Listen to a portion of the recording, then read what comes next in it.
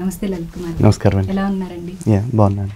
ఈ మధ్య సోషల్ మీడియాలో ఒక వీడియో బాగా వైరల్ అయిపోయింది. కోయి కోయి పాస్టర్ అని చెప్పి గురుగొప్ప అనే ఆయన విషం తాగి బతికాడు అని చెప్పి చెప్పుకుంటున్నారు. యేసు ప్రభు ఆయన్ని బతికించాడు అని చెప్పి చెప్తున్నారు. దీన్ని హిందువులు కొట్టిపారేస్తూ ఉన్నారు. దీని గురించి అసలు మీరేమంటారు? సింపుల్ అండి. ఇంత డిస్కషన్ ఎందుకు? బైబిల్లోనే మార్కు సువార్తలో చాలా స్పష్టంగా చెప్పారు. నా నామమున విషకరమైనది ప్రాణం తీయనిది ఏది తాగినను వాడు బతుకుతాడు అంటున్నారు కదా. ఈ గుర్రప్ప చిన్నప్పటి నుంచి విషం తాగాడు అన్నాడు కదా. వద్దు, ఇప్పుడు నా దగ్గరకు రమ్మనండి, కోర్టు పర్మిషన్ తీసుకుని ఒక ఎండోసల్ఫాన్ డబ్బా ఇస్తాను, అది తాగి బతకమనండి చాలు కాసేపు. ఎందుకు వచ్చిన సొల్లు కబుర్లు? యేసుక్రీస్తు ఆయన బతికించాడని చెప్తున్నాడు కదా. నాకు తెలిసి క్రైస్తవ్యంలో చచ్చిపోయిన వాళ్ళు ఎంతమంది ఉన్నారు. ఇప్పటికీ ప్రతి ఊరు వెళ్తూ ఉంటే మీకు హిందువుల సమాధులు తక్కువ కనపడతాయి. ఎందుకంటే హిందువులు దహనం చేసేస్తారు. వీళ్ళు సమాధుల్లో పెట్టుల్లో పెట్టుకుని జాగ్రత్తగా భద్రంగా దాచుకుని దానిపైన శిలువలు కూడా పెట్టుకుంటారుగా.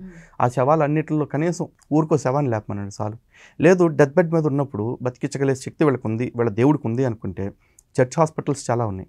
అవన్నీ మూసేసి చర్చ్ హాస్పిటల్లో కదరా చర్చిలోనే కూర్చోండి అని చెప్పమనండి.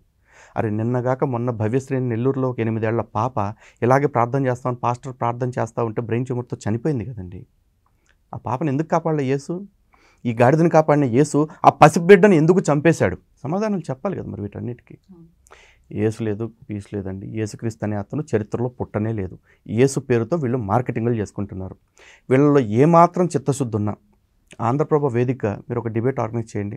యేసుక్రీస్తు ఉన్నాడు అంటానికి వాళ్ళ దగ్గర ఉన్న ఆధారాలు తీసుకుని ఇక్కడికి వచ్చి కూర్చోమనండి చాలు. లేదు, యేసు నిజంగా మహిమలు చేసేవాడు అనిపిస్తే ఒక డెత్ బెడ్ మీద ఉన్న పేషెంట్ని ఇక్కడికి తీసుకొద్దాం, వాళ్ళని బతికించమని చెప్పండి. లైవ్లో ఒకళ్ళనే 100 మందిని అడుగుతున్నామా? పేషెంట్ని మనం తీసుకొస్తాం, వాళ్ళని బతికించమని చెప్పండి. యాక్చువల్గా ఉదాహరణ కోసం నేను ఒక్కల పేరే చెప్పాను. ఈ మధ్య మనం సోషల్ మీడియాలో చూసుకుంటే వింటుంటే కూడా ఇలా కూడా జరుగుతుందా అన్నట్లు ఒక రకమైన చూస్తానికి వాటిని కామెడీ కోసం యూజ్ చేస్తున్నారు నిజానికి అటువంటి వీడియోస్ని. ఏమంటారు మీరు? వాటి గురించి మీ అభిప్రాయం ఏంటి అసలు? చాలా హ్యాపీగా ఉందండి. అంటే మా పోరాటం గత 10 ఏళ్ల నుంచి మేము ఏదైతే ప్రయత్నం చేస్తూ ఉన్నామో అది ఈ రోజున మార్కెట్లో అందరికీ అర్థమైపోయింది. సమాజంలో ఉన్న వాళ్ళందరికీ కూడా మాతో సంబంధం లేకుండా వాళ్ళే ట్రోలింగ్స్ క్రియేట్ చేసి వీళ్ళందరినీ చేస్తున్న ఎన్ని మోసాలు అని చెప్తున్నారు అంటే ఓకే, ఇక ఈ స్వస్థత నాటకాలకి తెరబడే టైం వచ్చింది.